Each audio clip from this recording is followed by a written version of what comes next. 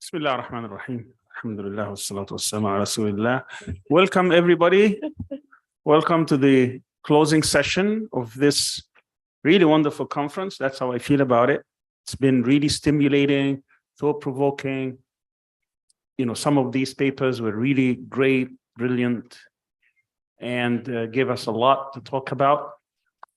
And just from the comments I've been hearing online and also personally, it's obvious that a lot of people are pleased, and we hope that to put it all together in a volume and publish it sometime this year. I want to thank also all our presenters, as well as, before I forget, all the people who are behind the scenes, who have been really working very hard to bring this conference to fruition, particularly our interns, our staff, the people behind the camera, the technical people. Thank you very much, and I want to give them a big hand of applause.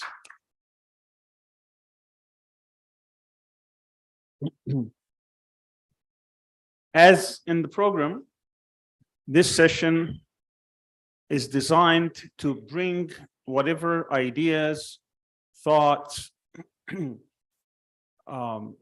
strategies, tactics that we can use or utilize or suggest and propose to confront Islamophobia, particularly in Muslim majority countries. We've assembled many of our speakers here on the stage. We're going to engage them in this critical discussion. I'm going to start from my right all the way down. Just all of them have been part of this, except one, which I will introduce all of them, as I said.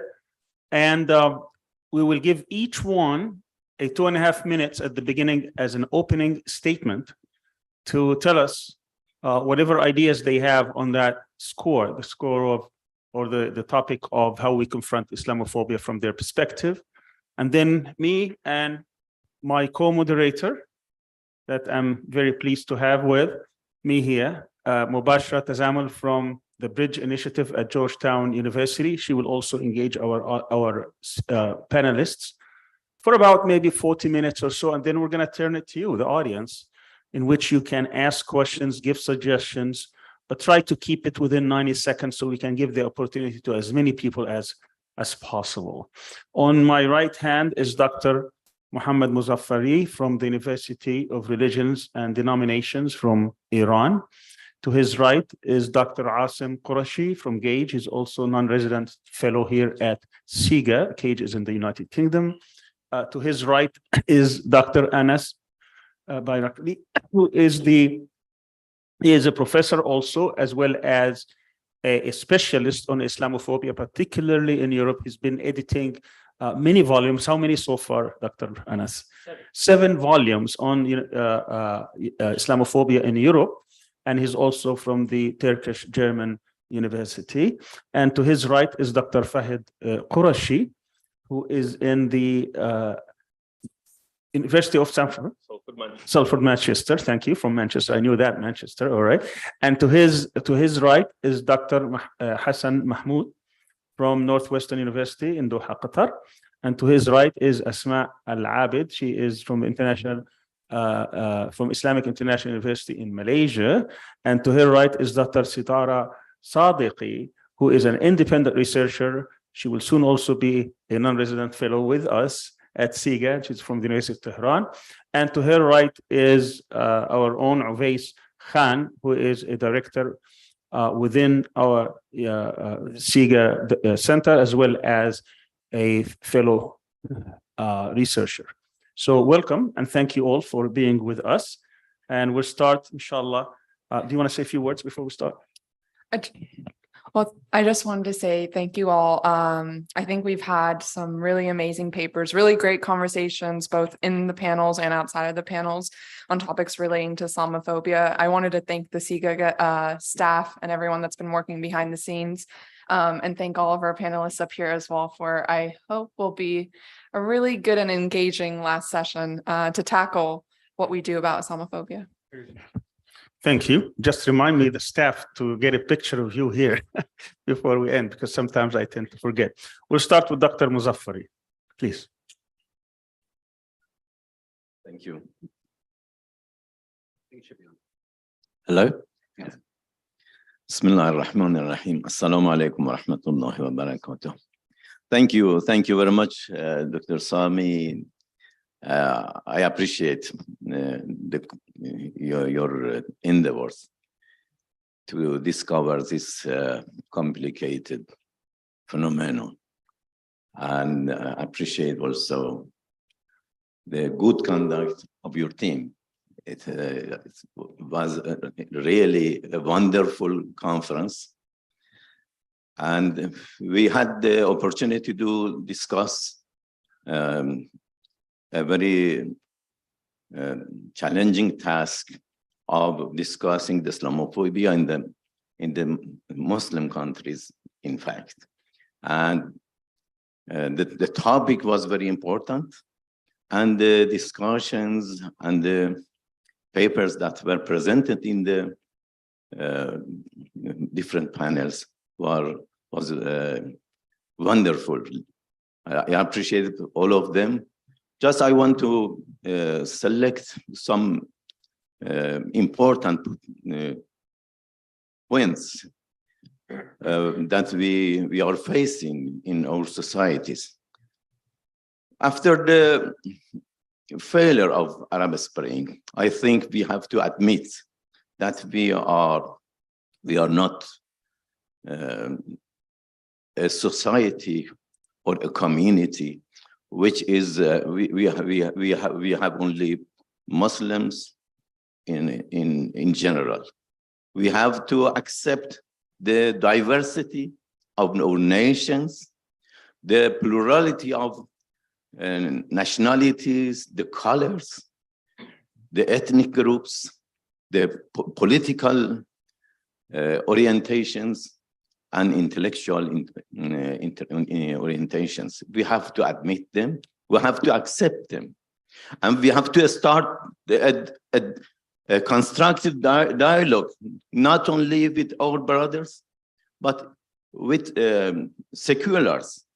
Because if we want to manage our society, and if we want to open a new horizon for our future, we have to do it through constructive dialogue. In the Holy Quran, we read, أعوذ بالله من الشيطان الرجيم إن في خلق السماوات والأرض واختلاف ألسنتكم وألوانكم. The plurality of the languages, the plurality of the ethnic groups and the colors are the power of our Creator, the Almighty, our Lord. Therefore, we have to accept this plurality and start to negotiate with our brothers and sisters, not only at the domestic level, but at the Ummah level and beyond. Thank you. Thank you very much, Dr. Muzaffari. Asim? Bismillah wa salatu wa salam ala Rasulillah.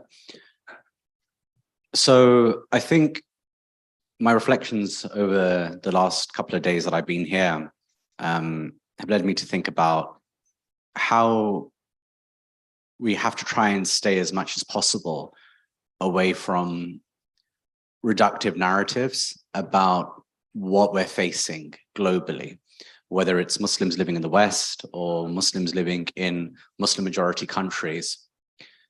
There is a tendency for us all to sometimes reach for easy answers for the kinds of problems that we have. And if we're ever going to tackle the extent of Islamophobia, we need to have an incisive analysis that we can start from, kind of situating our problems in kind of state-funded narratives about kind of the difficulties that exist in the world. That's not going to get us there.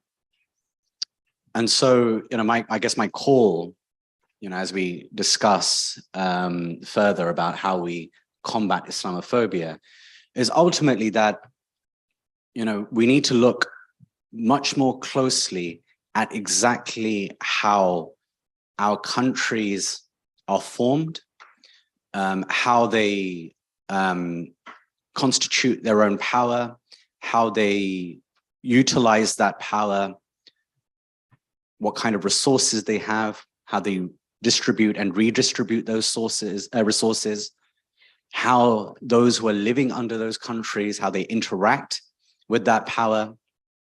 Because if we just take it at face value that these countries are well-intentioned by virtue of the fact that they're Muslim, we are going to miss so much about what is going on in the everyday lives of Muslims. Because the starting point has to be that nobody is above accountability, that just because the state is formed as a nation, it doesn't mean that it has the best wishes of its people at its heart. It might well be the case, but we need to interrogate that. We need to analyze it. We need to make sure that we're not uncritically, kind of regurgitating narratives that are in the long term unhealthy for us, because it is very easy to reach for easy answers. So my initial call is we just need to have a deeper understanding of the problems that we face. Thank you. Thank you very much. Well, I've been asked to also talk about how to confront Islamophobia, and this conference subject is, of course, Islamophobia in Muslim majority societies. We have published an edited book on Islamophobia in Muslim majority societies, which I think was the first. I also published another book on Islamophobia in Turkey, especially in Turkish, an edited book. But of course, it's a global problem. In Muslim societies, it has different aspects, but in the West, it has also different. But I think we have also a common problem, globally speaking. And we have been, as you mentioned, Professor, these Islamophobia reports in 7 years. I have been involved both in academic and in think tank world. And so from academic perspective, of course, it's a theoretical, there are theoretical issues here. There are lots of debates, but I think enough has been published on Islamophobia, academically speaking. There are enough books, enough journals. So there is enough literature today available in different languages, mostly in English. But on the other hand, I think we have now reached a point that activism is more important in this field, the political activism. Last year, 15th of March has been declared as the International Day to Combat Islamophobia by the United Nations General Assembly. I think it was an important turning point. It's a first step, let's say. First, when we started publishing this European Islamophobia report, there wasn't much reports around. And the main criticism was that there is not enough data to tell that there is a problem. But in order to have the data, the countries has to register all these data and publish it. But they do not publish this data. They do not record Islamophobic hate crimes as a separate hate crime category. So I think what we have to do now, that we have to establish an international NGO, centralized or decentralized. It depends, because there are different, of course, dangers for a centralized body. It can be also decentralized, but the main job and work of this NGO should be to fight Islamophobia. We can call it Islamophobia Watch, or we can call it something else, and probably it should have its main quarters somewhere in the West. I don't think continental Europe is a good choice regarding if you look at the political developments there. But if it's decentralized, it can also cooperate with already existing NGOs. But first, I think we have to also develop a sound methodology to collect data on Islamophobia. And the main work of this NGO should be registering the Islamophobic incidents, hate crimes on a daily basis, and publishing this report at the end of each year, so that we can have data and continuous data for every year. So we can also compare, the different years. Now we have also data for different countries. NGOs are doing it, but of course, it's a not sound data because they are not daily recording these hate crimes. You know, they are doing their best. I do admire their work, but of course, it's not enough, I think. And of course, these NGO can do also other things, or their offices. They can announce the Islamophobic politician of the year every year. They can announce Islamophobic country of the year. Like we were trying with this European Islamophobia report with our cover page, like we put Macron's picture on it, and there was a huge reaction from France. And I think we reached, you know, something with that. This NGO can announce the Islamophobic movie of the year, novel of the year. It can go on, you know, so that we put pressure on people, you know, so that there is a price for being Islamophobic, you know, to pay. Maybe not, at least politically speaking, maybe not economically. And of course, this NGO can do advocacy work, can build alliances in those countries. And of course, one important issue is to challenge Islamophobia in courts.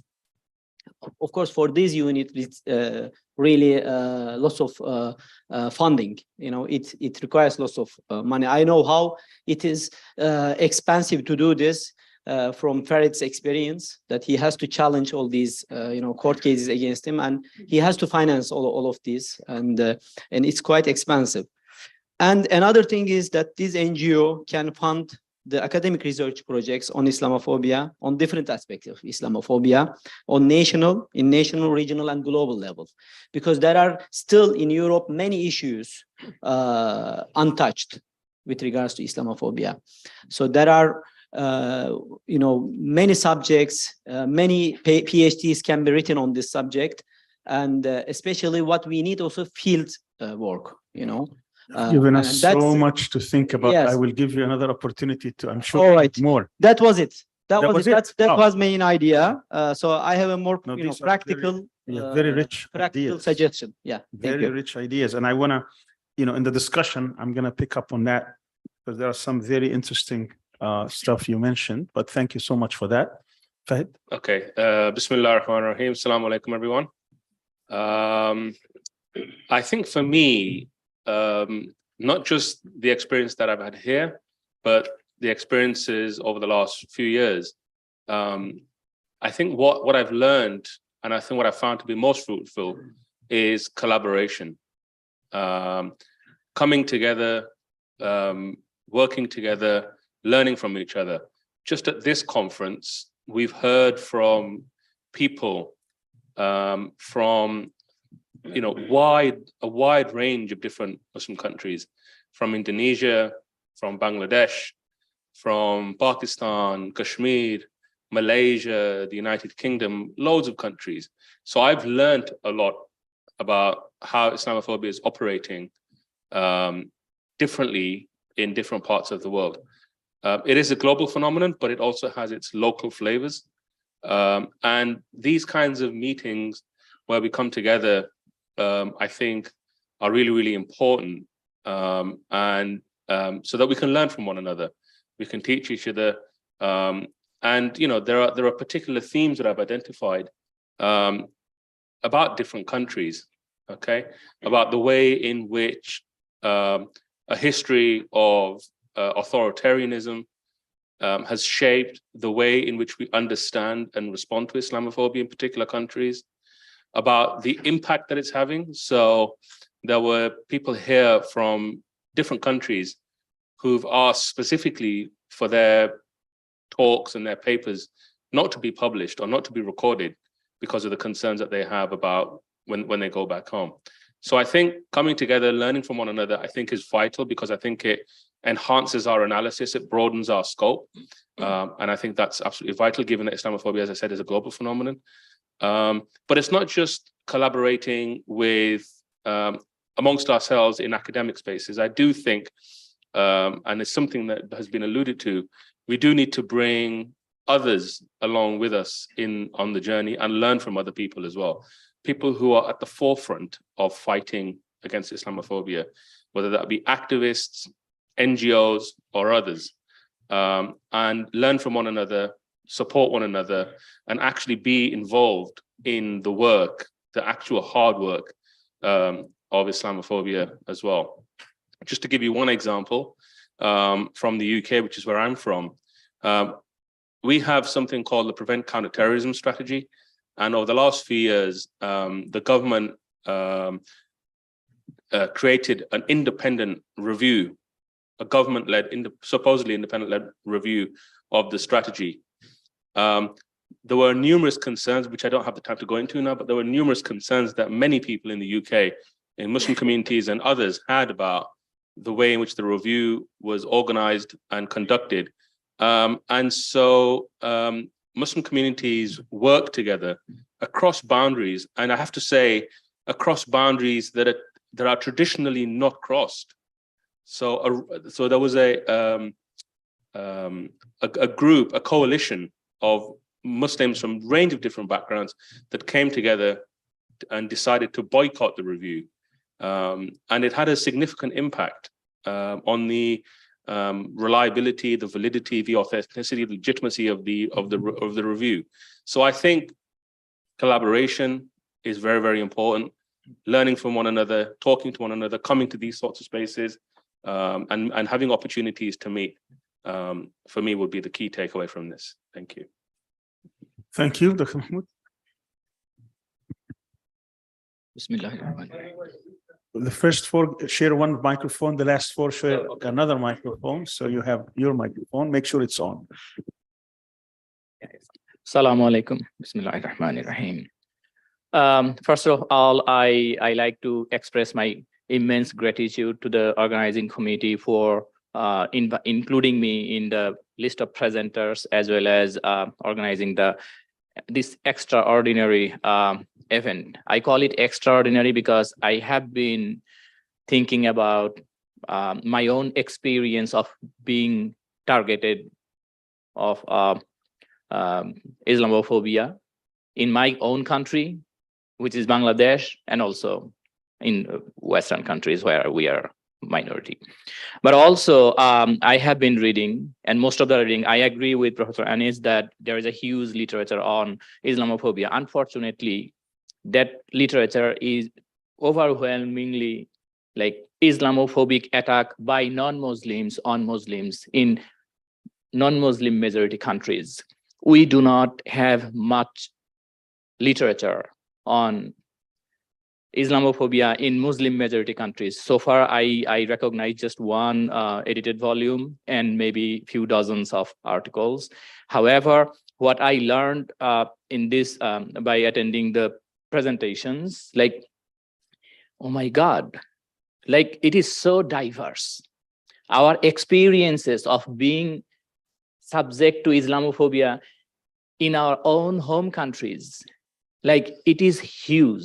And we do not have opportunities to talk about it, to explore how it happens, where, for example, there is no white people, there is no Western presence or colonial presence in Bangladesh.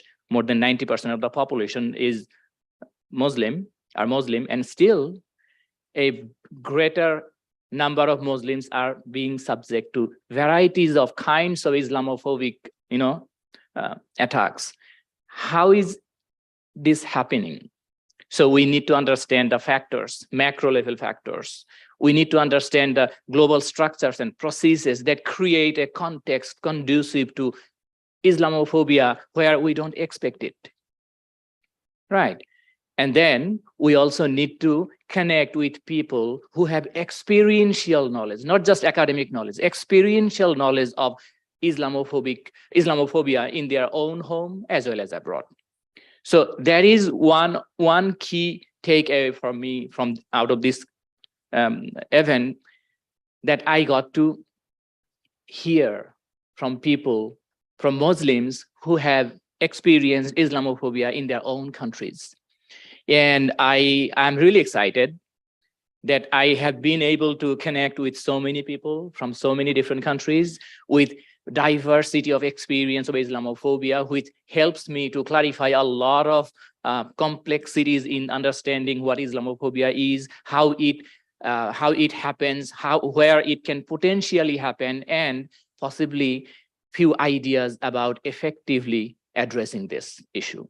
So in this connection, I would just conclude by urging that CIGA, as well as other organizations with capability to host these kinds of events more and more. In addition, go for publishing articles that would otherwise not be published in mainstream journals, because it is important. Publishing has a lot of gatekeepings, and in most cases we do not have control over that. So with this, I hope that there will be more opportunities to connect with among ourselves. There will be more opportunities to get published and have an impact or lasting impact on understanding Islamophobia in Muslim majority countries. Thank you very much. Asma. Bismillahirrahmanirrahim. Assalamu alaikum, everyone. I also wanted to thank everyone on the organizing committee.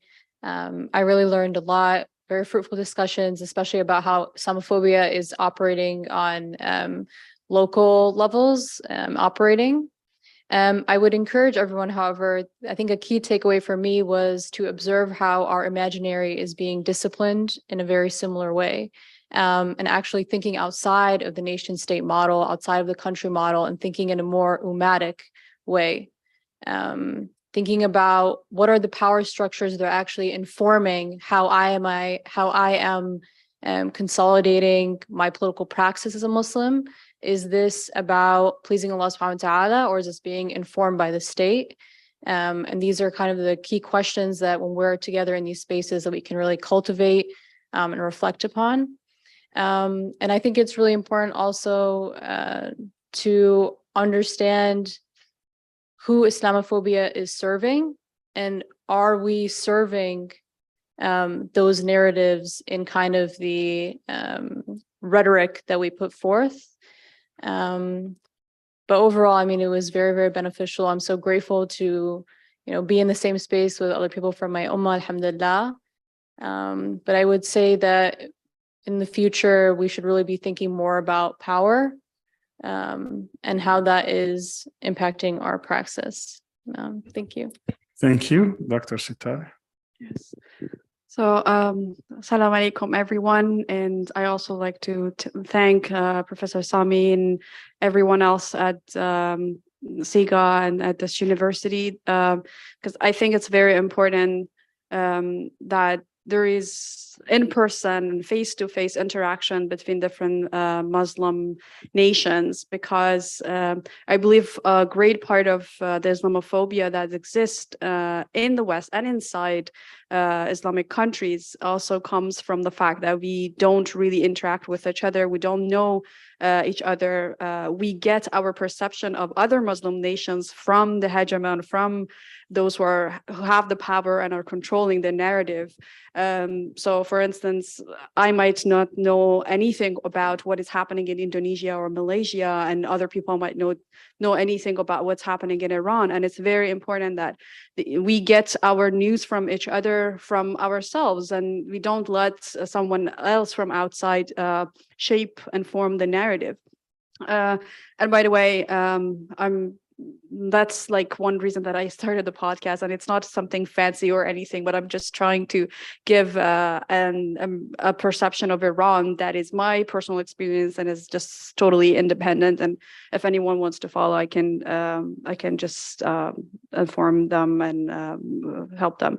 So I think in any discussion that we have about Islamophobia, it's very important to take the element of power, as I said before, too, into consideration. It's a lot more than just seeing, for example, one hijabi person like being ripped off of their hijab, or it's far beyond that. It's not happening at an individual level, and I see a lot of it coming into the form of irrational criticism of political Islam.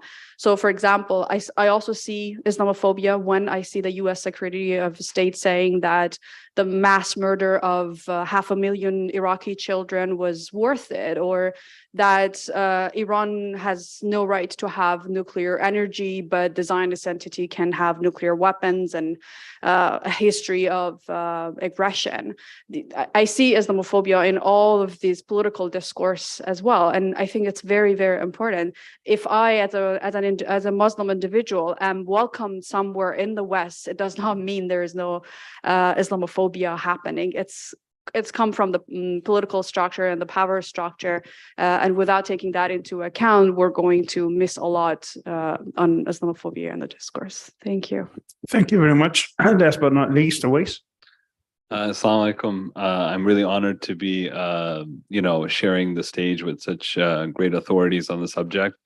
I don't have much more to actually offer as way of suggestion. I think Enes Hoja's suggestion of an NGO is probably the next step forward. I think that is a very important umbrella or a structure that could house a number of different initiatives, including media outreach, which Dr. Setareh has given us a kind of insight into.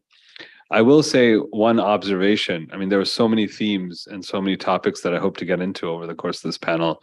But I think there was this hope that with democratization, we would see the eradication of certain internal elements who were extremely Islamophobic or anti-religious. But I'm starting to become more and more skeptical of that possibility.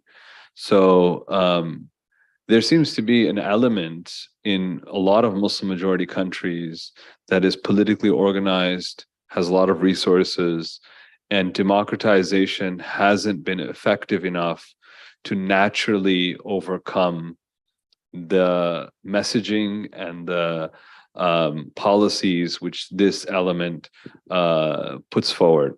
So one of the things that I think we have to take into consideration is a more proactive stance against these elements within countries. So it's really a tough balance between what Professor Muzaffari said about acknowledging pluralism.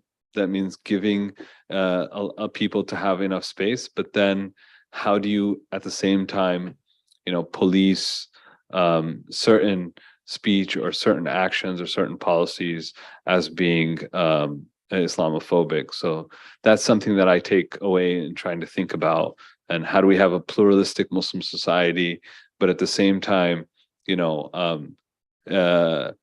very strategically deal with internal entrenched, almost ineradicable parts of the society which are perpetuating this kind of Islamophobic discourse. So I would like to hear more regarding that strategy. Thank you. Thank you all for that. While I was listening to your opening statements, a lot of you mentioned deeper understanding, incisive analysis, having more literature coming from Muslim majority countries themselves. And that gets me thinking about some of the things that played through my head while I was listening to a lot of the presentations about terminology and the words and the rhetoric and the discourses that we use. And I often found that a lot of these words actually play into Islamophobia. So words like extremist, radical, terrorist, moderate, even you could say the Muslim world. What does that mean? How do we define that? So if we could talk about the words we're using and the power behind them and who has defined these words. It's an open question for everyone, but I'm going to start with Dr. Asim Qureshi because we had this talk earlier. But I know quite a few people have thoughts on this, so I'd really like to get that started. Jazakallah khair, Mobashra. Yeah, this is a massive area because so much of our narrative is defined by the terms that we use. If I just may remind everybody to try to keep their comments brief for about 2 minutes so we can get as many comments as possible. Sure. Jazakallah khair. Yeah, words define who we are. And when we take as our starting point a dominant discourse to describe and respond to the threats that we face, then what we do is that we limit ourselves in our ability to really tackle what's going on in front of us. So as soon as we start using words like extremism, for example, now we may know what we mean when we use that word. We might think of ghulu as the hadith of the Prophet ﷺ mentions in terms of excessiveness in certain types of Islamic practice. But there's a difference between a word that we use and knowing it ourselves and how others who have hegemony on that word, so those in power, those in the media, the general public, how they receive that word. So when they receive it in the tone that they want to hear it and the meaning that they hear it with, because those words already carry their own hegemony. To break that hegemony is very difficult. I wrote a paper recently criticizing, our own use of the word Islamism. I believe it's become such a pejorative that we can't rescue it from its use. Now, we can argue about that word in particular, but words like moderate, radical, extremism, and of course, terrorist, being the mother of all words since 9/11, should be completely thrown out. If we're using these words and we're using them uncritically, then I think we're doing ourselves a disservice. It's why in my own writing life, you'll find that I don't use the word terrorist. I use the word political violence when I'm describing an act, because I don't want to remove the political from the act itself. When they hear the word terrorist, they immediately jump to ideology. I'm trying to break that. So it's not perfect, and even using political violence is loaded in its own way. But we have to find ways of breaking narratives, because otherwise what we do is that we perpetuate power's descriptiveness of who Muslims are and the challenges that we supposedly pose. Thank you, Asim. Does anyone else want to comment on that? I'll say one thing. Don't try to take on mic. I just wanted to say one more thing, is that over the course of the conference, I felt that internally in Muslim society it's so easy to sidestep the question of Islamophobia, mainly because of the terms. So, for instance, when we have actions against certain Muslim groups, it's very easy to call that a refugee policy, or to call that a national security policy, or to call that an immigration policy, or any other. There's so many other categories within the domestic sphere to cover it. So one of the things that this conference brought out was the need for more precision about trying to make sure that states don't hide behind this kind of language in order to justify what are really just Islamophobic actions.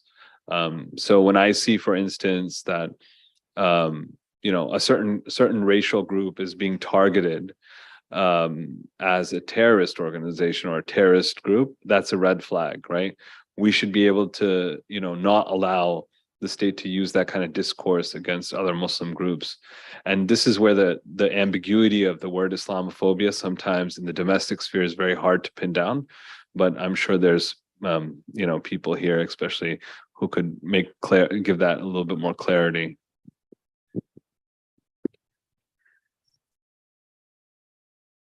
Thank you very much.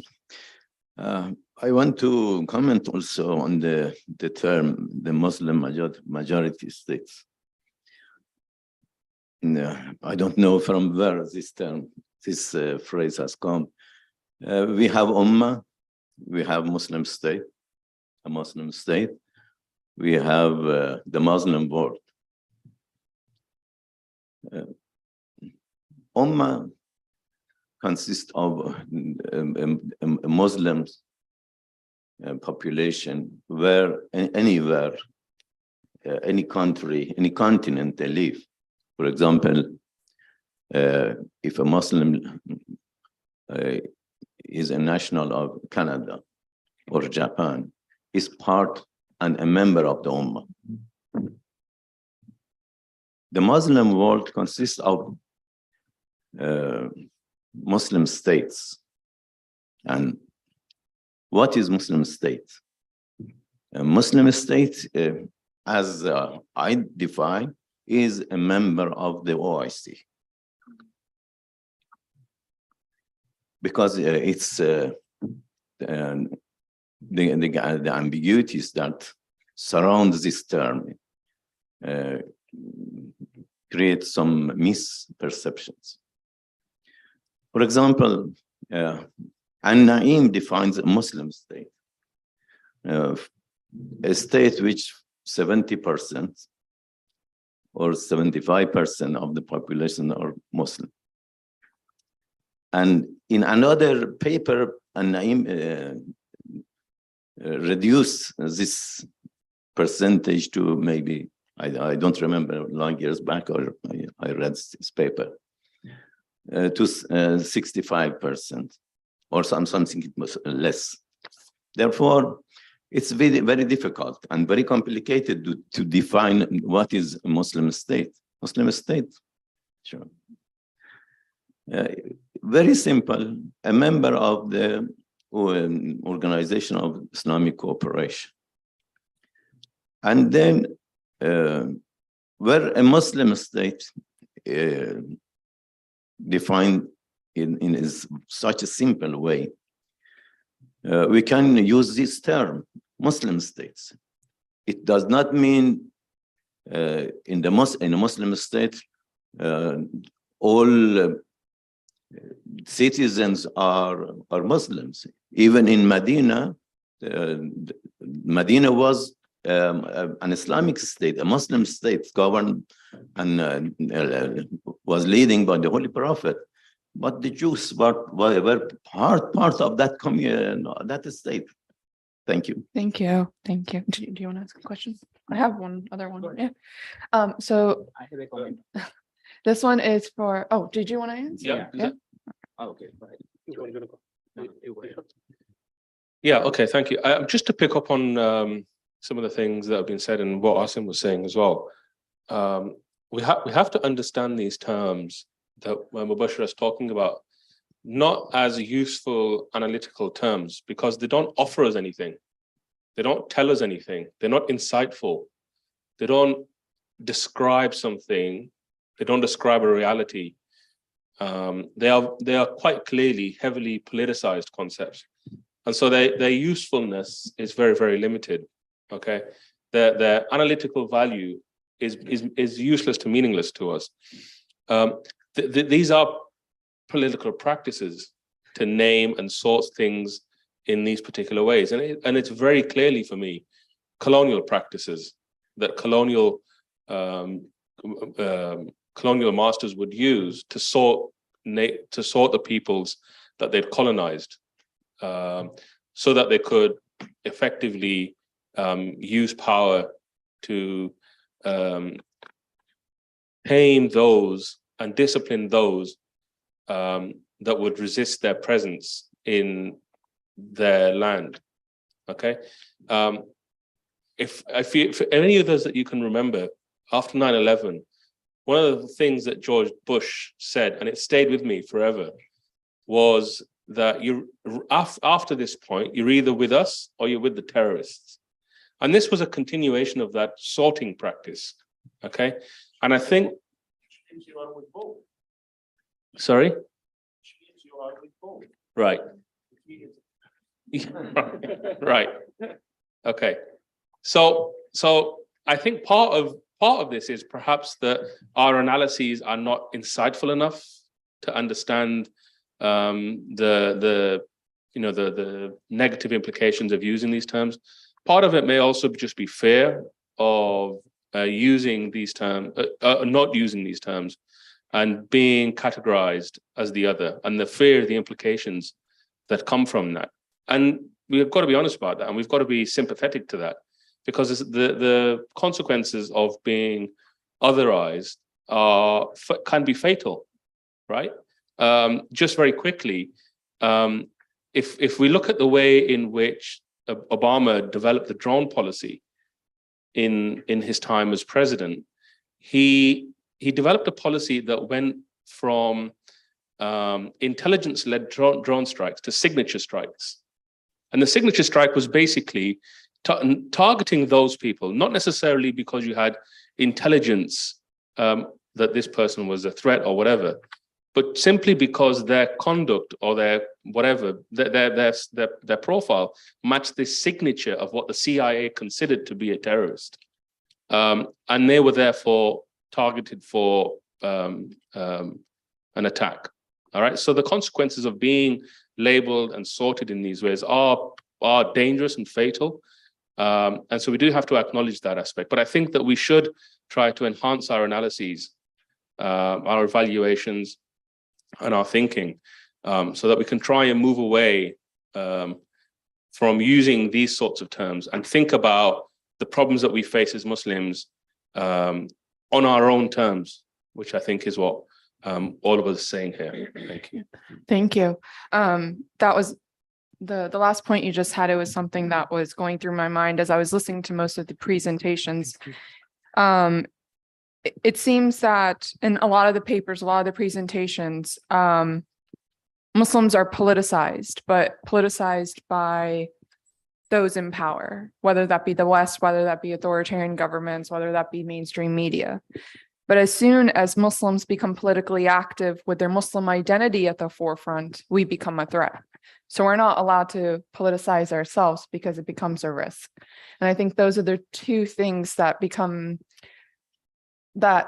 require more introspection of why things are the way they are. But moving on from that, I have a question for Dr. Hassan and Dr. Enes about, you both talked about engaging with activism, building an NGO, having more civil society stuff. How do you engage in activism, especially in context where governments are criminalizing Muslim society? So we see it in Europe, we see it in India, we see it in Bangladesh. How do we tackle that when civil society is being targeted by those powers?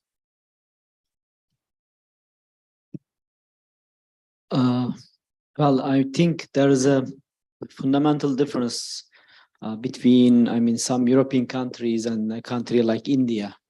So in European countries, there are certain ways to tackle or challenge this through courts. Whereas in India, it's another issue. I'm not very familiar with India, actually. I'm just following the events from very far from the news. So in Europe, I think it's mainly through building alliances and also challenging through courts. But it's very difficult. We have an example. Also, CAGE published a report on Farid's case. There was a witch hunt that started in Austria. And Austria is an interesting case. Why? In 2001, I went to Austria to study there, political science. Why? Because I wasn't allowed to study in Turkey because of Islamophobia in this country, right? So it was so difficult for me, as a graduate of Imam Hatip High School, to study political science at the university, because it was almost impossible. Your points were cut down because of this. You are a graduate of Imam Hatip High School, and for ladies, of course, it was impossible with the hijab. So that's why I went to Austria. But Austria was a country of, we can call it tolerant country towards Muslims. Islam was recognized as a religion since 1908, I think, because they have annexed Bosnia-Herzegovina at that time, and they had a considerable Muslim minority living in Austria. But as soon as I arrived, after 6 months, I think 9/11 happened, and I have seen gradually how things has changed on the street, at the university, the rhetoric of the media, everything has changed. And in just 20 years of time, Austria has become the focal point of Islamophobia together with France in Europe. Also, we can include Netherlands, I think. So that's how it has changed. And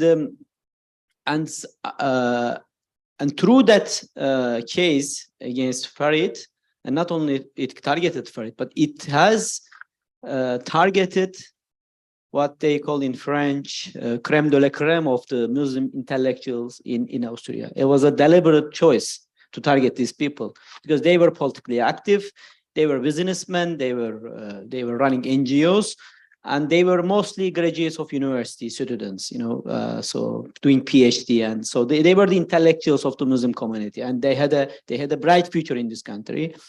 But suddenly they were targeted, they were named as terrorists, And it took them 2 years long to dismantle this case, and still it is ongoing. But I think there is no other point to do this. And many kept silent at that time, politically speaking, political parties. Now they started to speak.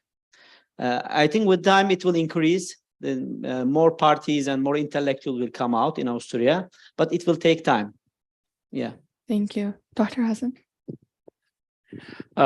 That's a great question. So, and that also takes me back to the study I presented here. So in Bangladesh, anybody with visible Islamic characteristics, like in dress up, in the way we speak, in the way we conduct ourselves in day-to-day practices, always are at risk of being labeled as Islamic terrorist. Even the individual doesn't have to be a Muslim, right? And that has been happening and increasingly happening. And who is doing it?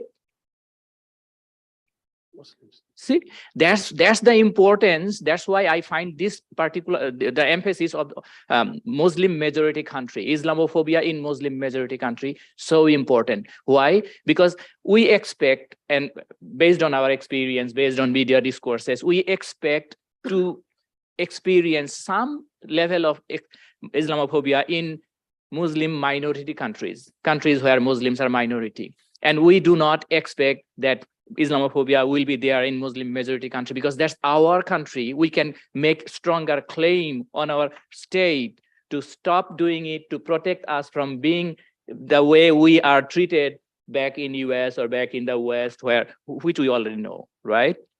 So how can we kind of like address the issue, and how can we create a system in which we make our state liable?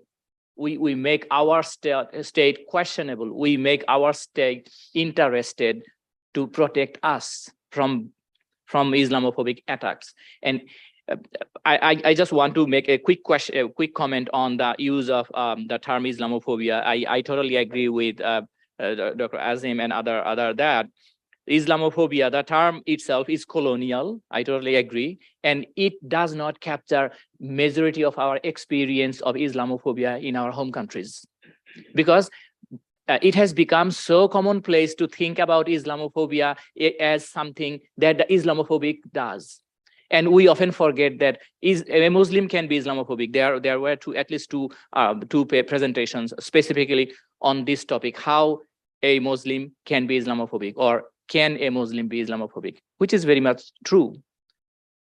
I have been attacked by other Muslims in positions of power, and many others in many of your countries. I read stories, I read reports, and I shared experience of this. So how can we change that? First of all, we need to understand what actually Islamophobia means and how it is going to affect us. So the mechanisms. As a sociologist, I understand experience and acts as essentially embedded in local contexts where institutions are at play, where powerful actors in positions of power in institutions, they run processes in certain ways that by default create conditions conducive to Islamophobia. Those are the things that we need to look at. So, and of course, we need to start from the ground. We need to start from local areas. So that's where I think we need more and more understanding as well as collective actions. Thank you. Thank you very much. There's a lot to talk about. I just want to bring the conversation back to the idea of how we combat this. And I am reflecting on who are we combating when it comes to Muslim majority countries. And the issue is, how do we define Muslim majority countries? Of course, the word ummah, I mean, everybody is part of the ummah. It could be in Muslim majority, Muslim minority, it could be in an island, could be anywhere. So the word ummah wouldn't fit. We're talking about the Muslim word, but what is the Muslim word? I mean, it's just a description. We can't point out to a particular regime or a system. So I think the word Muslim majority countries was coined so that we can pinpoint certain power structures that exist within these societies where Muslims theoretically could actually combat Islamophobia from a position of strength. Have they tried to solidify their power? I think that's probably one description. At any rate, whatever it is, we're talking about Muslim countries, OIC or not OIC, Muslim countries. I mean, in India, you have 200 million Muslims. It's not part of the OIC, but it's a lot of Muslims there that they can do something about their conditions. So I'm looking at 4 different, and I'm sure we can enumerate more. And what I would like our esteemed panelists here is to reflect upon, they can choose any one of them and see what recommendations or what ideas and thoughts, and then we're going to turn it over to our audience so they get engaged also. I'm thinking of authoritarian regimes, those who are using Islam for their own purposes. And we've had several papers reflecting on this. And I think we need a strategy. I love Enes's proposals. It's great. But I think if it's done within the context of this category will not be, it's not going to be prioritized if ever.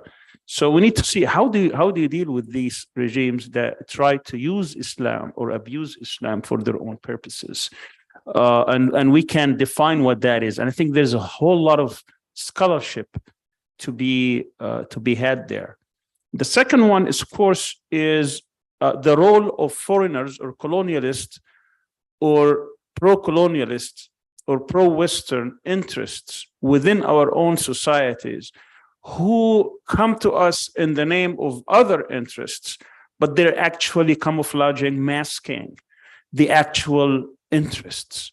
And they come in different forms. And of course, all those pro-Zionist groups, today we had one paper on Zionism. It wasn't enough one paper, but at least we had one, in which we're talking about the role of Zionism in promoting Islamophobia, not only in pro-Western or Western capitals, but also within our own societies. And of course, with the Abrahamic Accords and all that, there is a whole sort of institutions that are being built today to redefine even religion. I mean, today, some countries are promoting what's called the Abrahamic religion, which really at its essence, at its center, is trying to relegate Islam to just one of those revealed religions that we can now post-Islam, that we can combine them. And of course, it's not a new project, by the way. This happened right after the Camp David Accords and the peace treaty in Egypt, 1979. And it was Sadat who was promoting it, not the Emirates at the time. And he was trying to build this monument, this shrine in the Sinai, that would be both Islam, Christianity, and Judaism, and it would be called the Abrahamic religion. But he was assassinated, so it didn't go far. But this is what's being promoted now in the same sense. It's not just Islamophobic; it's even extremely. I don't think anything is going to come out of it, but there is a real attempt here to redefine even what Islam is. So you have this authoritarian regimes who are trying to use Islam for their own purposes, for their own despotic authoritarian regimes. We have these pro-Western colonialist and pro-Zionist interests that are behind, but they are pushing within the Western countries. And then you have the secular elites within our own societies. There were several papers in the conference today. And I think Turkey, for a long time, these secular elites were in charge basically of the cultural life, intellectual life. These are mostly in the intellectual class, in the cultural class. And I think this particular class paid to the Arab Spring in order how to roll back the Arab Spring. It's not just the military. The military, without these people, they could not have done it in Egypt. It was these people who were pushed forward. And of course, we have to examine the role of the so-called political Islam in their own demise. But also, it was this group that's today giving hard time to this experiment in Tunisia. And actually, it may be aborted because this class refused to safeguard what is called, or liberal thought democracy, or the democratic experiment in Egypt, because of their hatred of Islam. So you have this third one, the secular elites in the intellectual as well as in the cultural. And the fourth one, which has to do with the established structures within our own societies, and goes back to this legacy of colonialism that the Muslim world have been, and this attack that we've been under now for over 2 centuries, the court systems, the media, the universities, the political class, the bureaucracy, all these have had enough power and within them that it's become endemic. And how do you deal with that? And here I'm not talking only, I'm talking about structures, the nation state system, the secular system, how this transformation that have taken place. And of course, this is very deep discussion, which I don't expect that we're going to resolve it here. We've been trying for decades. But I'm trying to say, I want the answers, the contributions. Think of what proposals. I like the proposal about academic research. That's wonderful. But beyond that, what else we can recommend here? Because our purpose here eventually is to have a set of recommendations and hopefully publicize it and publish it for people to see. After I get the contributions of our panelists, we're going to turn into the audience, and you can take over from there. Okay, who would like to start to kick this off? Okay, Uveys, you are in the yellow team. We're talking about proposals. Yeah, these four groups. I really think that the next generation and focusing on a long-term strategy of impacting the psychological elements of colonialism through social media, especially through creating safe spaces for Muslims to have more open conversations. We know now that most of the social media, which was supposed to give a public sphere, is managed, and the messaging there is managed, and it's no longer a safe space for our youth and ourselves actually to be engaging in there. There's a lot of false information, and one of the panels that I was moderating was on the issue of post-truth, Islamophobia and post-truth.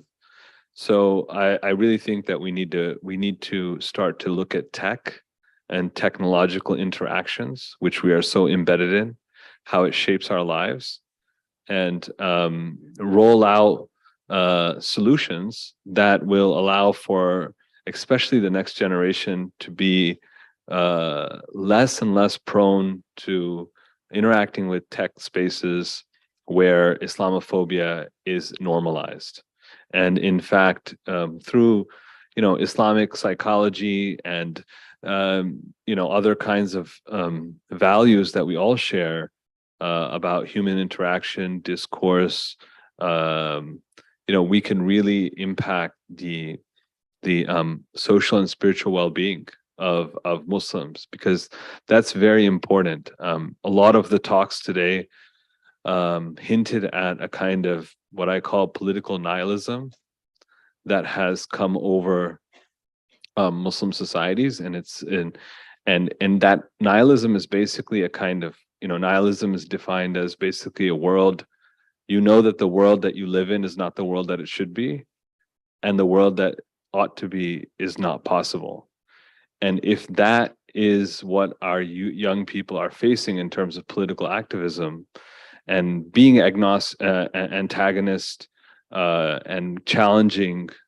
I mean, ISU is a great place, but one of the complaints I have about ISU is that it's not politically active. I mean, even as a university that we have, the youth here should be more engaged, and that goes for a lot of other student organizations. That's one. Those are some of my thoughts. Like I said, we need to create world-class tech apps to be able to create social networks that are our own creation, whose digital designs and aesthetics and messaging is a space where Muslims can interact powerfully and see other examples. When you go to your feeds in Instagram or TikTok or wherever, all of that stuff is filtered out. You know, you're not able to touch with other people around the ummah. I mean, like you said, you know, how are we going to know what's happening in Indonesia when, you know, Twitter is managed and tweets are deleted and, you know, feeds are managed and certain words, algorithms, the algorithms are working to destroy, you know, our own personal interactions. So we need algorithms that are socially, spiritually empowering for us. If we don't do that, you know, there's no way we're going to communicate. So that's one of the things that I would suggest to combat Islamophobia.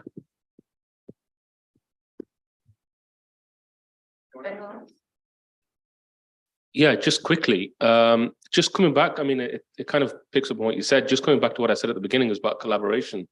And you're talking about networking as well, which I think is absolutely crucial. You know, I think networks coming together, crossing boundaries, meeting people internationally, having the space to talk, share ideas, share our problems, is absolutely crucial to learn from one another, to share ideas from one another. But also, I think importantly, and I think it's been shown here and we've discussed it today, is the psychological benefits of that as well, of being able to be in a safe space, in a safe space with people that have had similar experiences or understand what you're going on, what you're going through, what you're talking about. You don't feel like you're being gaslit. You don't feel like you have to justify and rationalize and explain to the nth degree and talk about what's happening to the Muslim community from that you're from. For me, certainly, for that, you know, being involved in those networks has been very, very important for intellectual growth, for confidence. So I think having these networks, not only for sharing of ideas and problems and strategies and solutions, but also to support one another, to encourage one another, to give each other confidence, I think is absolutely crucial. So I think that that's something that we should consider. Even from this, that could very easily be something that we create a CIGA network, for example, where we have people, you know, from different parts of the world. I've never really heard as much about the Muslim world, actually, as I've heard at this conference today, from a range of different countries to the detail that we've heard today at this conference. So I think that that is something that we can very easily, that's almost like a resource that we have. And it'd be a shame if we lost that and we didn't have that opportunity to stay connected with everybody. Because when are we ever going to see each other again? You know, outside of this conference, are we ever going to meet again? Are we ever going to, you know, next year, are you going to talk to me about what's happened in Bangladesh? Or are you going to tell me what's happened in Iran? When am I going to hear that? Apart from, as you said, from the BBC News or something like this, when am I going to get, you know, an accurate opinion on that, an informed opinion on that? So I think that's a resource that we should. Let me throw an idea here and see if somebody can reflect on it also. I think the notion of an intellectual activist or activist intellectual is something that is not favored in academia. They don't like it. All right. I've been in academia for a long time, and I know that's the case because I'm the opposite of that. But what about this notion? How can we actually build a community of activist intellectuals? And when I talk about activists, someone who advocates and works for positive political or social change, and of course, Islamophobia is one of these things. An intellectual is someone who employs rational and critical thinking, not just blind or on principled and moral grounds. So when we talk about these two things, is it possible to have a class of active intellectuals where we make a difference within the structure of Muslim societies and hopefully lift everyone else? You know, I like the idea of an NGOs, but I also want to see something beyond. And I think Enes mentioned something about activism. He said, enough academic, enough papers. We need to go to that. How do we go from here to there? You know, I need more concrete proposals. So I'm going to give one more round and then we're going to go to the audience, and I'm sure they want to participate. I would like to return again to my presentation. I distinguish between two categories of Islamophobia: hostility towards Muslims and hostility towards Islam. To address these two categories, we have to find different strategies. There is a distinction between obligation of conduct and obligation of result. In the first category, the hostility against Muslims, we have obligation of conduct. We have to do something. And the idea to establish an NGO or Islamophobia network or watch is very efficient, and I appreciate that.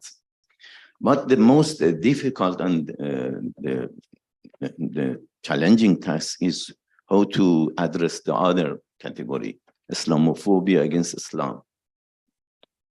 Because as I mentioned in my presentation, this is the point that Muslim delegations in the United Nations and the European countries, they could not agree on this, and they are not ready to accept it as Islamophobia. In this category, I think we have the obligation of result. We have to find a method to address this. And if we use the high-tech technology, for example, a platform to an application simply could be installed in our cell phone and immediately reported. That is the easiest way. And every individual at any country across the globe can do it very easy. And therefore, this is a suggestion I think that works. Thank you. Thank you. I just wanted to build on both their points of networking and technology. I think the first thing we have to acknowledge is that the way the nation state gathers power is anti-Islamic as the starting point. So anything that you're doing within that nation state model or something that is accepted by the state can be co-opted at some point. So when we're talking about networking and technology, I think that Muslims actually, or the Ummah, should really be thinking more seriously about creating these safe spaces like this one online, but encrypted, and really thinking about investing in encryption. What do sustainable local enterprise networks look like in an online space? And how can we actually help each other's consciousness in spaces where we're not actually having this internalized fear of how is even my thinking going to be co-opted by where I live. But yeah, I really do think that maybe the next focus should be more on encryption in general. But also the technical skill to be able to yeah, and the technical skill, the funding, all of it. to know how to do encryption. Yeah. Thank you. Does anyone else want to go? I was going to ask if Setareh wanted to say, because we haven't done it. Say anything first. Not really. I mean, I'm just thinking and about this online engagement and forums, and also activism versus academia. I think, I personally love the being involved in academia, but I also haven't been involved that much, and I've been involved more with media and other stuff because of the need that I see on how academia has become so detached from the actual realities of the society. And I don't know, maybe some forum where as academics we discuss questions that come from inside, but we don't feel like we have to do 9,000 words paper for it, but more like a question, like a debate where we can just kind of discuss different views, and how can you, for example, if it is with Islamophobia, how can you tackle that in your society? Because I think also the element of cultural differences and the the requirements of those societies have to be taken into account. And an answer for Iran may not work for another society. But if I share the one that I experienced in my country with other ones, like it might help us all to come together for something that is also targeting us from outside. Sorry, Dr. Sami. You've been an activist since the 70s, mashallah, and you've, I think, married intellectualism with your activism in such a commendable way.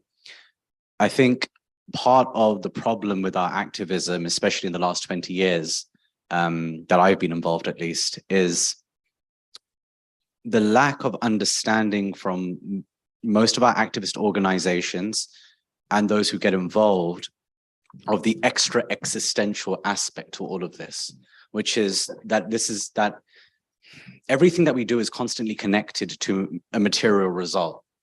And we're never really taught, and this is, I think, one of the reasons why I see a lot of burnout, especially in university students, that they feel like we failed, that they constantly feel like, that's it, we're finished. And we've seen this in places like Egypt, with a lot of young activists, some of whom have turned away from Islam after the massacres at Rabah, right? Because, we haven't really established in our own hearts the idea that everything that we see is a manifestation of, an otherworldly conflict that we have with Iblis, with Shaitan, or whoever you want to call him, right? Like this is all a microcosm of everything else that we see. So part of this kind of almost anti-intellectualism for us as Muslims is that, we haven't understood exactly who we're fighting here. We haven't understood the challenge that we're facing, which is this is about our akhirah. And because of that, we see the burnout. Because of that, we see the lack of drive to carry on, to push past that moment where you completely feel like everything that you've done up until now has failed. The moment that you're getting attacked and you realize, instead of realizing that actually that attack is a form of purification for you, that actually you feel like you failed. So it's these cognitive moments, right, which change everything about your perception as an activist of what it is that you're doing. Having an article written in the media about you, or having a politician insulting you publicly, instead of seeing that as something that might purify your sins, it's seen as something that, oh no, this organization has failed. It's these moments, though, that define what it means for us to be Muslim activists or Islamic activists. That's being lost. Thank you, Asim. Thank you for that. We're going to move into audience Q&A, and we'll do about 15 minutes. Please keep your questions quite short, 90 seconds each. We're going to try to get as many questions as we can. So if you can raise your hand. Or comments, yes. We'll take one there, and then one back there. So we'll do 3 at a time.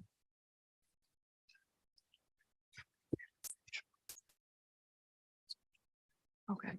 Assalamu alaikum wa rahmatullahi wa barakatuh. Before I introduce myself and ask my question, allow me to extend my gratitude to all of those people behind this event, and to all of you, our distinguished panelists.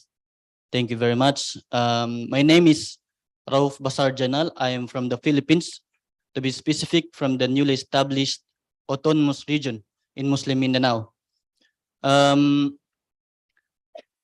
Let me give you a brief context of the questions that I'm going to ask. Earlier in the panel 7A, which is entitled Examining the Role of Colonialism and Zionism, our moderator said that we recognize that Islamic studies in Europe are taught mostly by European professors themselves. And to overcome this issue, we need to put qualified professors to teach the real Islam. Is that right, sir?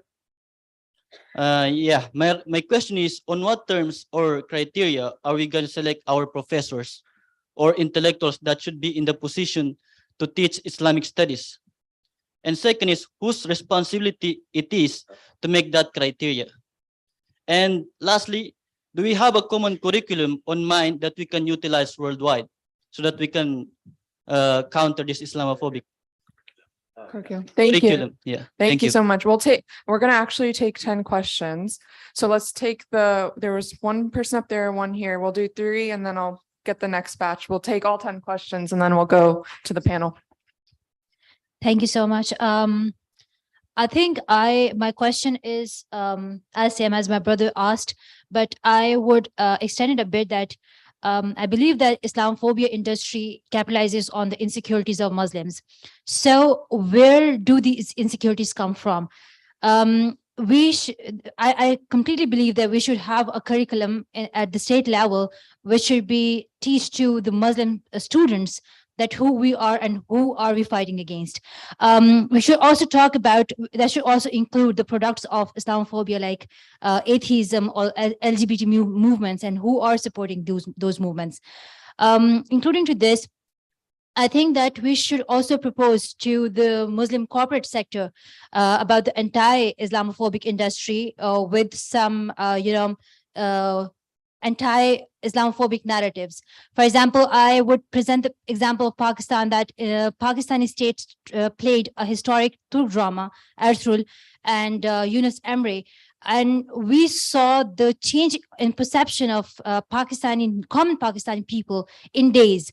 So I think connecting histories together through media and technology is very important. Thank you. Thank you. There's one person back there.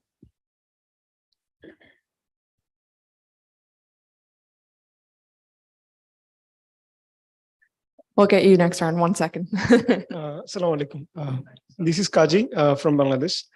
I like the idea of Dr. Anas because I really feel that we need the social interventionist approach of implementing theoretical framework that we academicians are creating. Because we are talking about a lot of theories. So what I feel, we have the 2 issues. One is the external factors, the global actors, global ideologies, global events. Like if you do bibliometric analysis, I didn't do that, but I feel that we can do the event analysis and how it diffuse Islamophobic environment, not only in Muslim majority countries, but also in Muslim minority countries. And how next events or next ideology will generate by them. That is another factor.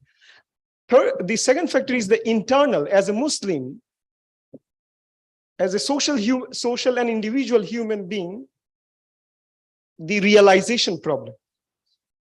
Like I shifted from international business to Islamic economics, only for the realization. The medias, for example, I saw a YouTube group like Eternity. Like after 2001, in the Western European or the American area, the Christians are turning to Islam and they do the interviews and how they feel the war on terror issues and what is the realization. And they become Muslims. And I read the messages, comments, and I see the vibes of Muslims in itself. So external, like global actors, global events, global ideologies, and internal, like socio-anthropological, psychological. I see the gap of spiritual and psychological aspect of this sort of event. Thank you. Yeah. Thank you.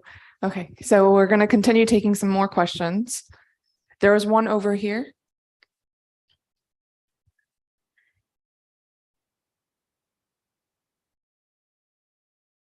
Okay. First of all, I would like to say that it was such a great opportunity to be able to come here and see how interested everybody is in Islam and everybody's different points of views. And I got to learn so much. It's a really good opportunity. I'm really happy. My question might be a little bit odd or out of the subtopics that were spoken in the conferences. That would be, what is your opinion on how Shia people should be treated? Your personal opinion, how should they ideally be treated? Because a lot of countries treat them with so much hostility. So should they be treated like that? That's it. Thank you very much. Thank you. Do we have? I think it's outside the scope of this, but the question itself I have a problem with, because what do you mean? How should Muslims treat each other? with love, with embrace, that we should always, we're one nation. I mean, we shouldn't even, how you say, how should we treat Egyptians, treat Syrians, Syrians treat Palestinians, and then we can go how Kurds should treat Turks and Turks should treat Kurds. I think this whole nation, we're coming from the assumption that we are one ummah, and we take that forward. And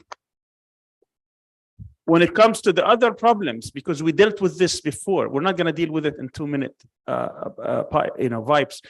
We had a whole conference 5 years ago, and it's on our website and our YouTube channel, and you can find dozens on sectarianism, because what you're talking here about is about sectarianism, right? So we have discussed these issues. We discussed the issue of secularism, nationalism, colonialism, role of Sharia in society in the whole conference. It wasn't just a couple of minutes. It was a whole session with 3 or 4 speakers, nationalism too. So you can go, that's the 2018 Ummah conference. Before that was dealt with on a smaller scale. So skip that question. Let's move to the next one. Does anyone else have any questions? Okay, we'll go for that one. And then there's one all the way up there. There's one up there, and then we'll come down to you, okay?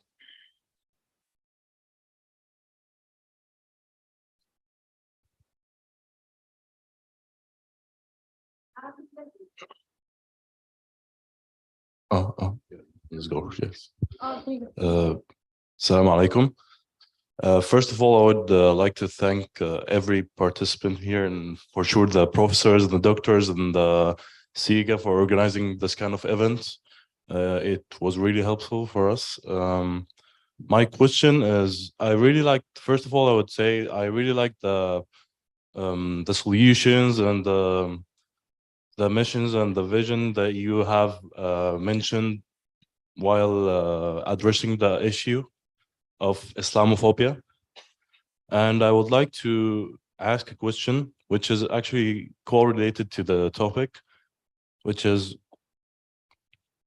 I think in the Ummah that we live, the generation that we live country, we need specific, or can I say like leaders, to adopt this kind of purposes that you, or the solutions that you have addressed in the next generations. So how, or do you have any courses or educational purposes to actually help those people, or focus on the people that wants to lead and adopt these kind of purposes that you have proposed earlier? Yeah, that's my question. Thank you so much. There was one question down here.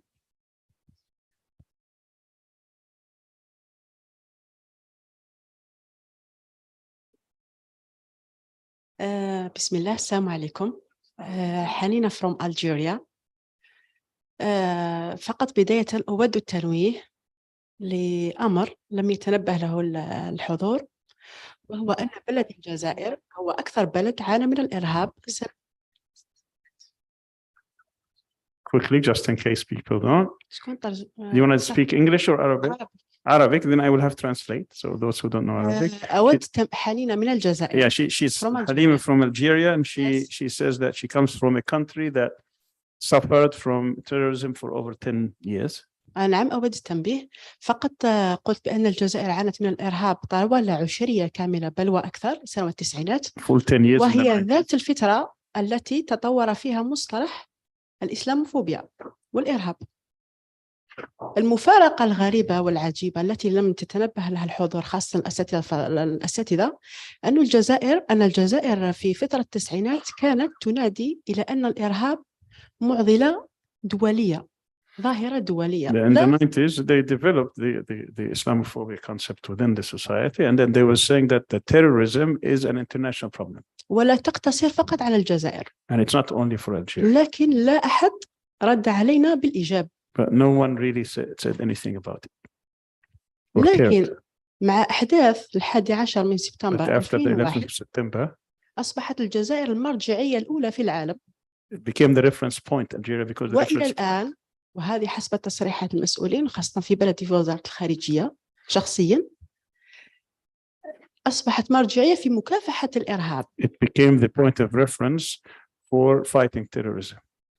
لاحظوا معي الآن كيف أن ذات الغرب الذي اخترع لنا مصطلح الإسلاموفوبيا The West that invented the word Islamophobia. بل وألقاه علينا وجعلنا نتدارسه، ألقى المصطلح علينا وجعلنا نتدارسه كأنه مصطلح جديد.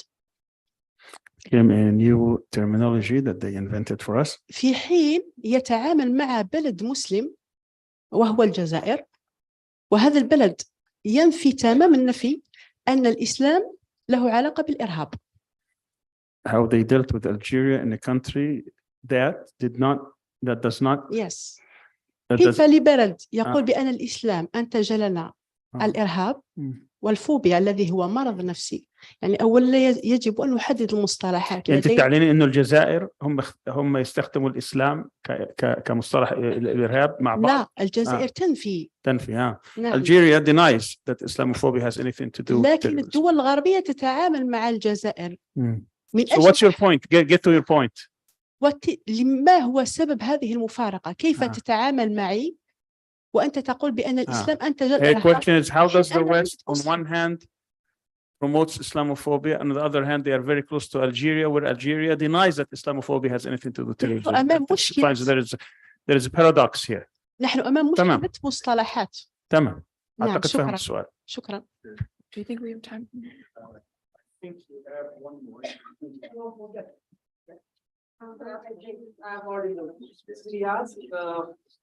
One second. She's.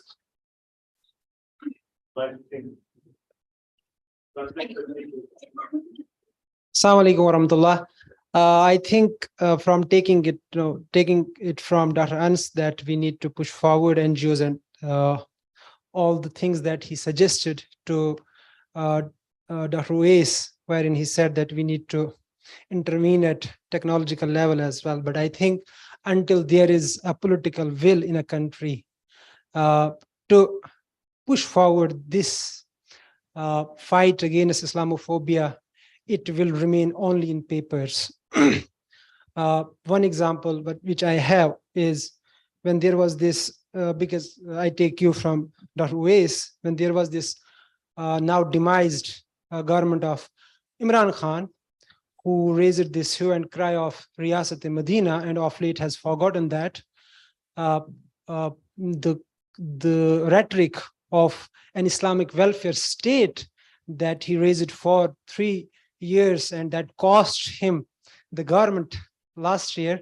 Once they invited the head of Twitter for South Asia, for Asia basically, he's based in Dubai. And one of the committees in the parliament, they questioned, there was a long debate for 90 minutes, he was online. So they asked him, why do we see this content regarding Kashmir or content wherein we confront Islamophobia in South Asia? Dr. Anas said that he doesn't know much about India. There are two things: either I don't know or I do not want to learn. Why do we see it disappearing from social media, especially Twitter? So I could, those attending that committee meeting told me that the Twitter head was basically sweating after those 90 minutes. Second thing, which is very important, but Dr. Anas Sorry, said, could you wrap up real quick? Yeah, of We're course. short on time. That is Islamophobic politician of the year. Let me remind you, it was Imran Khan that tagged, that linked Nazism, what is happening in India right now, to Nazis of Germany. But then at the end of the day, it cost him his garment. This is one of the prime examples of how Islamophobia is deep in Pakistan. Thank you. Thank you so much. Okay, we're gonna go to our panelists. There was a list of questions about, and we're gonna open it up so whoever wants to speak. There was one on the criteria on how we're selecting professors and who creates that criteria. Where do Muslims insecurity come from? How do we teach the next generation? There was someone up there of next leadership kind of training. How do we tackle that? There was that paradox between Algeria and the West and Islamophobia. Yeah, so I'm going to open it up to anyone who wants to respond to any of those. Go Yeah, ahead. just Oh, very Statement, so. Yeah. Yeah, and give yourself. yeah, just very quickly. I'll just be very quick. First question, Abdul Rauf asked, did I get your name correct? Yeah. I think it's a great question, and I think it's actually a pressing question for us at the moment, to think about the conditions that on what conditions are we electing scholars, professors, people in positions of scholarly authority. If you, I mean, in the UK and the US, this is a problem that is blighting us on social media, isn't helping us, and it's causing real problems. And I think that, you know, we should look to Islam for inspiration to that question. You know, we have had historically systems of ijaza, for example, which have then later on inspired other systems, similar systems like the peer review system that we have in Western academia. So there are things, there are mechanisms that we have in Islam. You only have ijaza if you've studied with another scholar that has themselves had ijaza, and you know your level of understanding reaches a certain point, and then you have the permission to publicly preach. So I think that there are things that we can look to in Islam for inspiration. I don't have all the answers. That's just one suggestion. Probably more informed people here on the panel that can add to that. The final thing I would say is that I think let's just value, I've said it before, let's just value this space that we've created for ourselves. You know, in the 1960s, there was a African-American civil rights activist and author, very famous, I'm sure you know him, James Baldwin, who relocated from the US to Paris in France.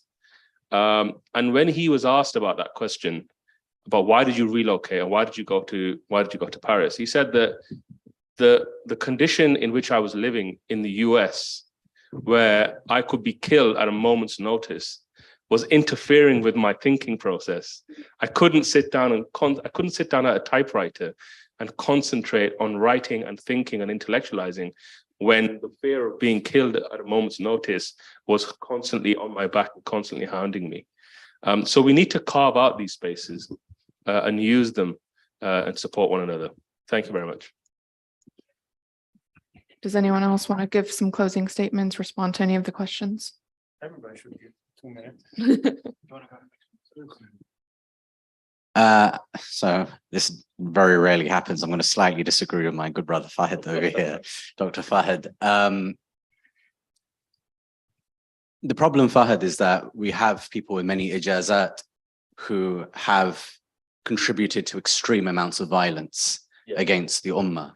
So if you take Ali Gumma, for example, at Rabah, calling the protesters Kilab al-Nar, right? Calling them Khawarij, making their blood cheap. Ramadan al-Bouti in Syria, again, making the lives of everyday Muslims cheap. I think one of the things that we have to look at when we're looking at scholars, Abdul Rauf, especially in the current context, anybody who belittles the life of a Muslim and makes it cheap from a position that is close to the state, I think should be mistrusted. That's my personal view.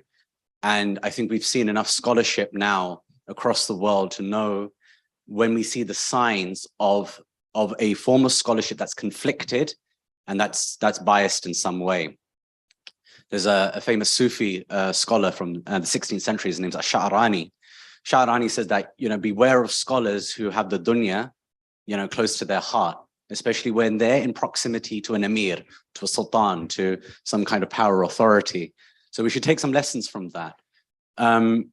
As you know, it's obviously difficult because we want to trust religious scholarship. And so in this context, what I believe is that we need to take an Ummah approach, right? So we've talked about the Ummah a lot.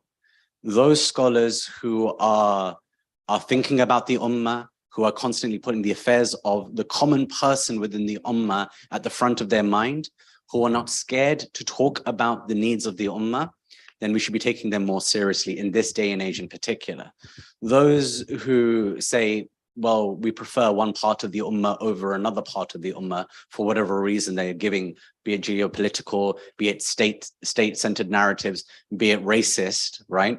we should start to think about, well, perhaps these are not the best people for us to be taking our religion from. Brother, leaders are not constructed. You know, we've seen in America initiatives like the Muslim Leadership Initiative, right, which is a front for normalizing relations with Zionists, the Zionist entity. You know, I really believe that leaders, they come about naturally. You can't teach somebody to be a leader. And unfortunately, sometimes when you push people forward in those positions and have specific pathways for them to become leaders, what happens is that they often become monsters. So I think we need to find natural ways of identifying Muslim leadership. We need to identify those people who perhaps we can see that they're making sacrifices for the sake of this deen. We can see that they're willing to do the hard work for the sake of the deen, and try and help them, to identify them and help them as much as possible. There's many other questions, so. Thank you, Asim. Yeah, of course. This is a very important issue you mentioned here. I believe that the question that who we can trust our leaders, where there is controversy, there is a time of fitna, how we can trust our leaders. There is a hadith that indicates that للمصيبة أجران وللمخطئ أجر واحد. It means that if a mujtahid could not discover the hook and made a mistake, he has a reward. But when he's able to discover the hook, he will be twice rewarded. This issue created today's problem, a very critical situation for the Muslim Ummah. Although this hadith is hadith wahid, hadith, but they trusted this hadith. But the very important and the doctrine in that we can find in early Islamic tradition is concerning the blood, a decision of our leader when it is concerned the blood, the money, and Arab. There should be very cautious. Anyone who, without any considering the situation, is so dare to issue fatwa, to indiscriminate killing of the people, we have not to accept it. On blood and amwal and a'raz, there should be very cautious. We have to accept the cautious fatwa. Thank you. Thank you so much. Uweys, Dr. Setareh, anyone else?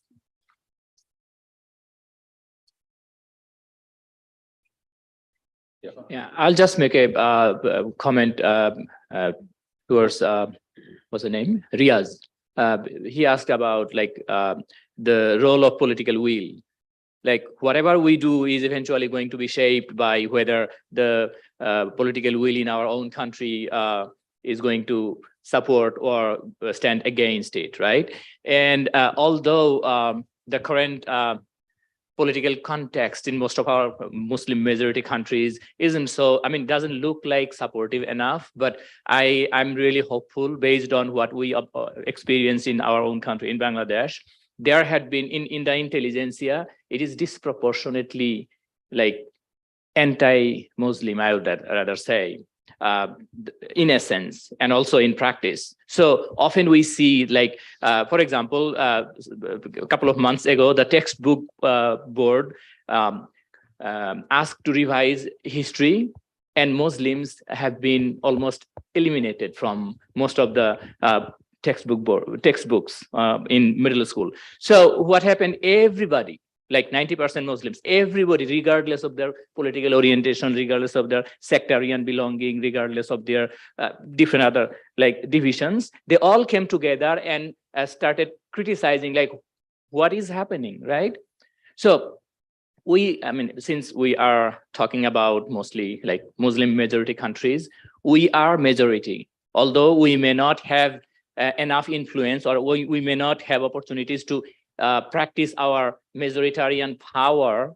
And this also goes back to what we just discussed about, like we have to act together like ummah.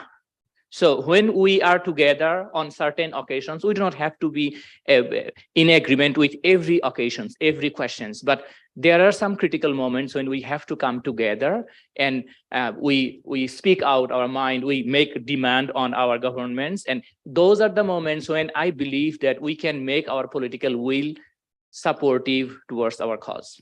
Thank you. Thank you so much. Anyone else? I think, should we close it out? Yeah. I'll say one thing, because the question was addressed to me. I think that the issue of global Islamic studies is in a dire situation, and I think that just statistically, it's very obvious. I mean, the amount of global positions and the fact that it's overrepresentative by non-Muslims just doesn't make any sense to me. That would mean that a population of 1.82 billion people can't produce 200, 300 experts in European and American fields. That's just impossible to think of. Turkey itself could produce that. Egypt could do it. I mean, Iran could produce. So that's actually a managed discourse. And that's a whole field of managed information. And so, yeah, that's just a very clear political project that's happening there. Thank you so much. I just wanted to thank everyone, thank our wonderful panelists, thank all of the speakers.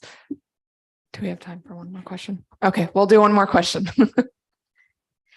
Thank you so much. I'm very happy to be here for the second time. But I have a question for... What? Yeah, I am Rayan Uzer from Kurdistan, Iraq. I graduated in international relations in Altınbaş University. I have just one question for Dr. Sami. I have to know what is the next to the conference. Just taking this conference, and after that, all of us go to the home and normal life. Because for the second time I will participate in this conference, we had to make something for our society, because all of us come to the other country when before I didn't have any contact with them. This important if made or some problem for the Islamophobia in the Pakistan, I have to know, because maybe this problem came to my society also. This important, how I know in Pakistan, how did solve this problem?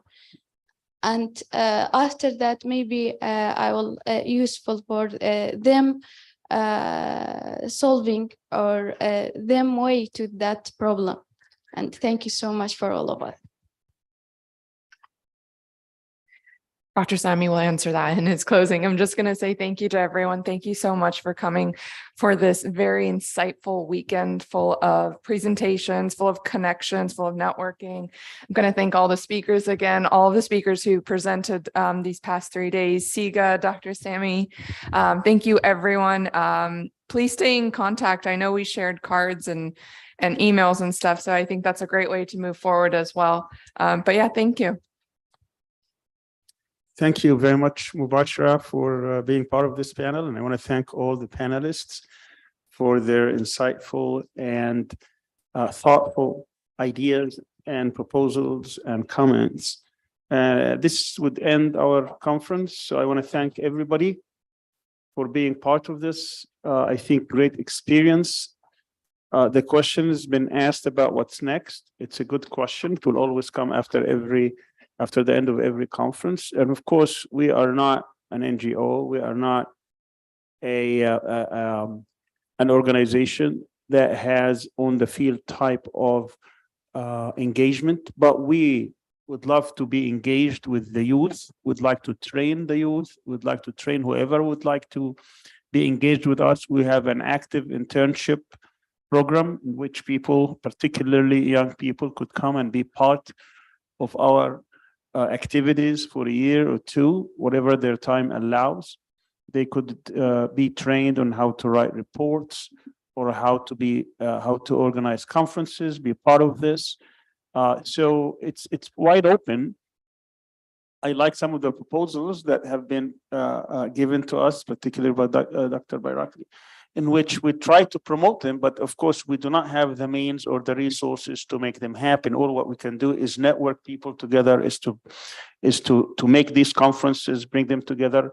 And on that note, I would like to thank our co-sponsors, the Bridge Initiative at Georgetown University, the University of Religions and Denominations in Iran, Universiti Malaya in Malaysia, of course, Istanbul Zaim University, our home institution, also the University of Lahore and International Islamic University in Islamabad, Pakistan.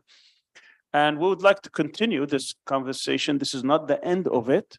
We would like to expand. This is our 4th Islamophobia conference, but we have also other conferences, and they are all linked because the problem in the Muslim Ummah are all linked.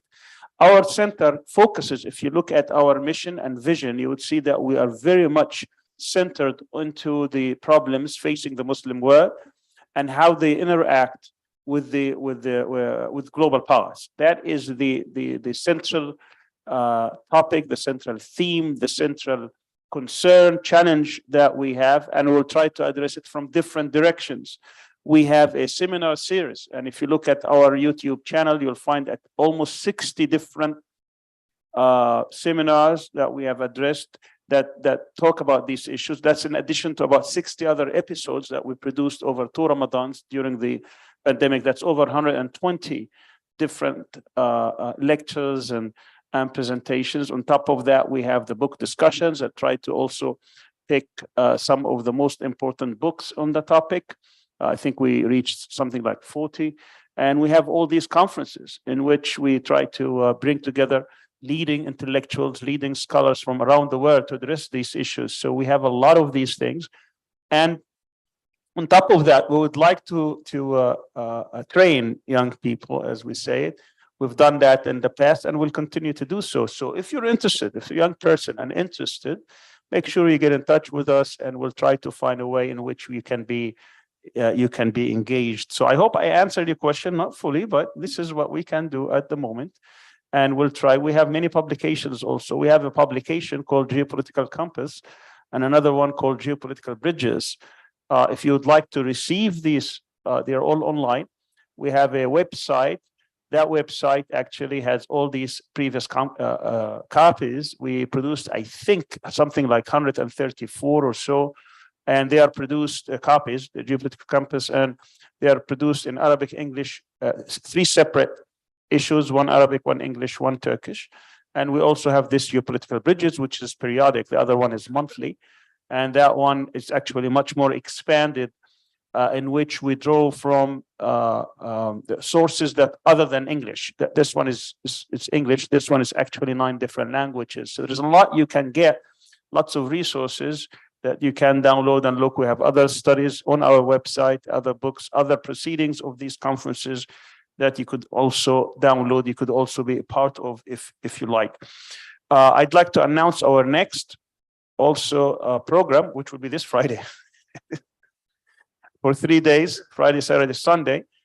We've been, for the past 18 months, we've been studying or examining, I should say, the Islamic movements or political Islamic movements in governance and politics. And we've done so far 16 different countries. Our 17th now this weekend is Turkey. And then in May, we're going to do 10 more. And then that will be our end, 27, which will be produced in 3 different volumes.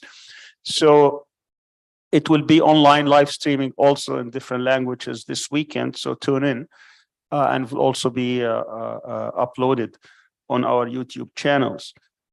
We also have a program called Diwaniya. This Diwaniya program, we bring one global Muslim leader. And we try to converse with him, we have to have a conversation, honest conversation. Our first Diwaniya was last December. It was with Imran Khan. And it was for almost an hour, 15 minutes or something. It was very, very interesting, and it revealed many things. And our second one would be in a few weeks with Rashid Ghannouchi, who is the Speaker of Parliament in Tunisia, who's also been, has been a coup, if you're not following the news in Tunisia, where everything has been suspended. So, and we'll continue to do these programs. So these programs are ongoing, inshallah. Before I close, I would also like to thank people who have been behind this incredible conference. I want to thank first our translators who are behind the scenes translating into Arabic and Turkish. I want to thank them and give them a big round of applause. We have not heard them, but countless others have been hearing them in different languages. We have 3 live streaming going on at the same time. I also would like to thank the university staff, those who have been live streaming, the technical people, the sound people, the people who have been putting this together. You see them in the back doing an incredible job as well. And you may see, as always was saying, flawless thing, but there's a lot of problems that they get to resolve. And also those who were helping at the cafeteria during lunch and food services. I also would like to thank our interns. Can you stand up, our interns, those who have been helping, please stand up and give them also a round of applause. They've taken from their time as university students and being part and parcel, and I think that's part of also a learning process. We're very proud of them, and we love them dearly. You will be honored in a different setting with the lunch and certificates and all that. I also want to thank our staff, the session coordinators. I'm going to call on them to be on the stage or at least be in front here. Yumna had to leave, but I want to see Jamila Gengiz and Omar Fili and Salman Nubraha and Taqwa Abu Kmail and Maryam Khan and Saima Rashid. If you could please come forward.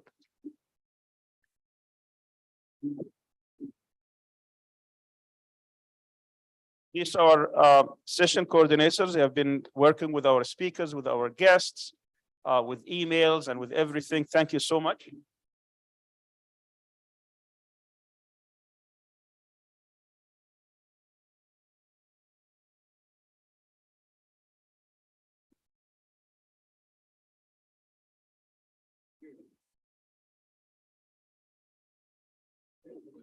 Simon and Maryam already got theirs because they're doing papers, right?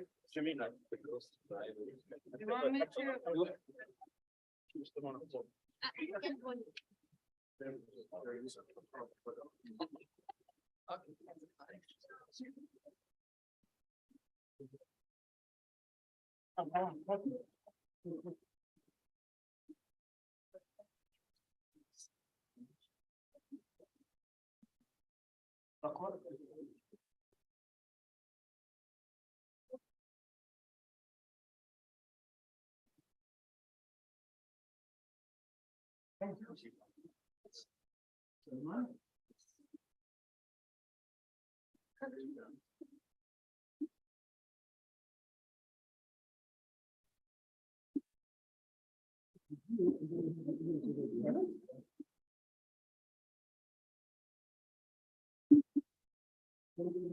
Simon, come take a picture. You've already got yours. Okay.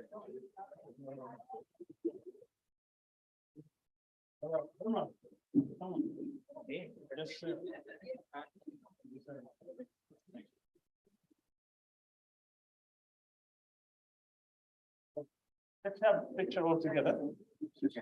Maybe that you guys can also stand up. And Yes, yes, the they want you background. behind. So if you don't mind, come behind us. So they can look nice. Yes, right here.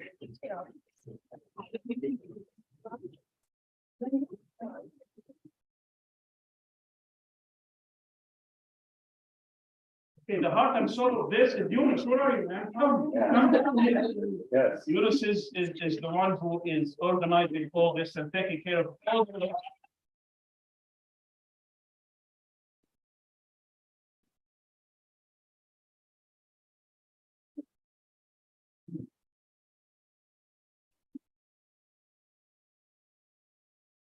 Okay, one more picture. Okay, take this and then. All right, in terms from.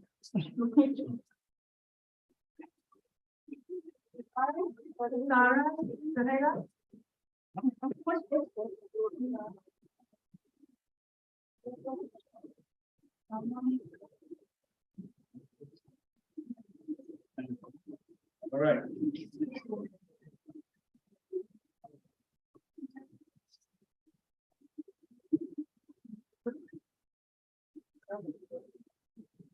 Thank you very much. Anas is the only one who already got one. Did he come down here?